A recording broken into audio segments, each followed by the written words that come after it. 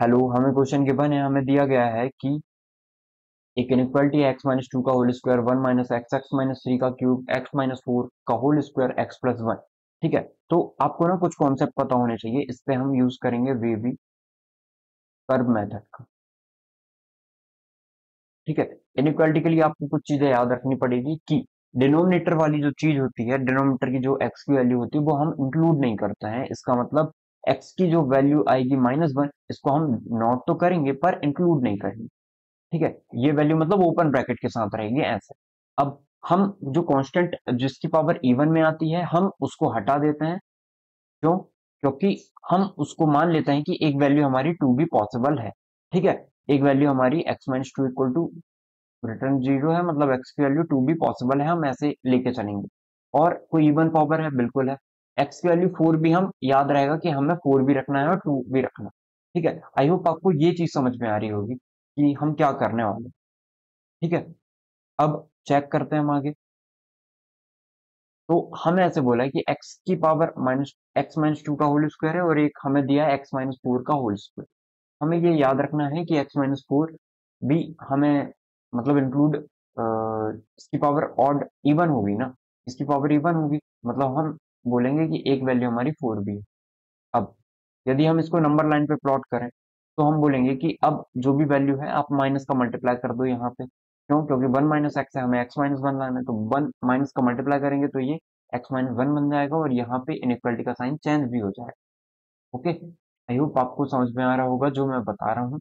ये basic concept है जो आपको पता होने चाहिए, इसी का यूज करके हम क्वेश्चन को सॉल्व कर रहे हैं। ठीक है, तो अब हम देखते हैं, हम इसको सॉल्व करें तो हम बोलेंगे कि इसका इनइक्वालिटी का साइन हम हटाना है, तो हम यहाँ पे देख लेते हैं। हम ऐसे इनइक्वालिटी मतलब हमें ये वन माइनस एक्स है ना, एक्स माइनस वन बनाना है, तभी तो एक्स की वैल्यू निकाल पाओगे। तो हमने क्या किया, माइनस साइन कॉमन निकाल लिया।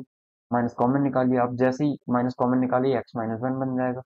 ये एक्स माइनस थ्री का क्यूब है और ये एक्स माइनस फोर का स्क्वायर है।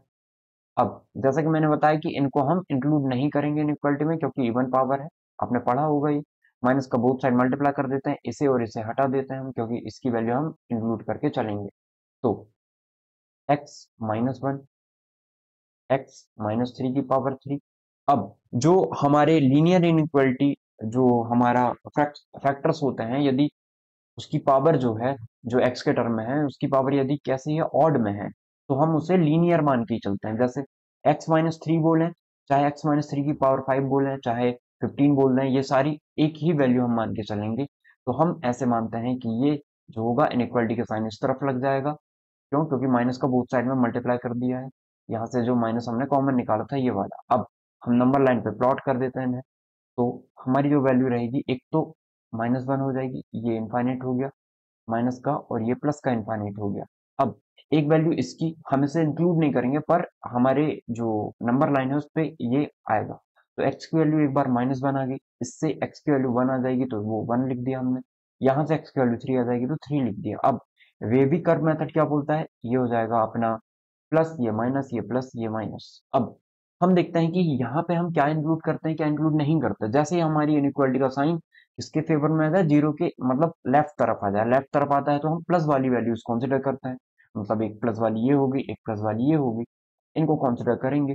तो हम बोलेंगे ये जो वैल्यू होगी माइनस वन को इंक्लूड नहीं करना है, वन को इंक्लूड करना है, तो ये वन इस तरीके से आ जाएगा। फिर इसका यूनियन लेंगे हम किसके साथ, इसका यूनियन होगा थ्री इनफाइनाइट के साथ, थ्री टू इनफाइनाइट के साथ। अब मैंने आपको ये बताया था थ्री भी इंक्लूड होगा इस पे।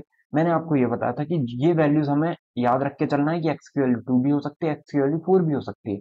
अब एक्स की वैल्यू फोर इंक्लूडेड है तो उसे इंक्लूड करना ही नहीं है क्योंकि वो थ्री से इनफाइनाइट के बीच में आ जाएगा, पर टू नहीं है इस पे, तो हम टू को भी लिख देंगे कि टू की वैल्यू भी पॉसिबल है, मतलब टू भी आ जाएगा।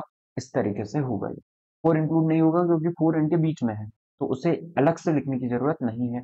इसका मतलब जो हमारा करेक्ट आंसर होगा वो माइनस वन से वन, वन इंक्लूडेड है, और थ्री से इनफाइनाइट और यूनियन टू, थ्री से इनफाइनाइट और यूनियन टू जहाँ पे थ्री इंक्लूडेड है, यही हमारा करेक्ट आंसर हो जाएगा। आई होप आपको सारे कॉन्सेप्ट और इससे रिलेटेड सॉल्यूशन समझ में आया होगा। Thank you.